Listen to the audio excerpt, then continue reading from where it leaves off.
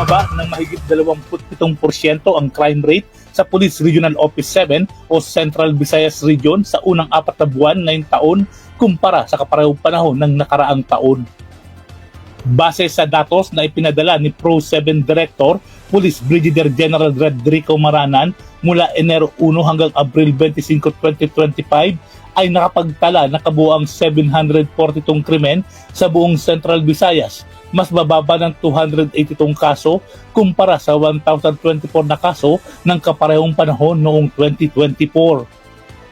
Paliwanag ni Maranan, isa sa dahilan ng pagbaba ng krimen sa rehiyon ay ang pinaigting na kampanya laban sa mga illegal firearms at organized crimes base na rin sa kautusan ni PNP Chief General Romel Francisco Marbil upang maging ligtas at maayos ang paparating na eleksyon.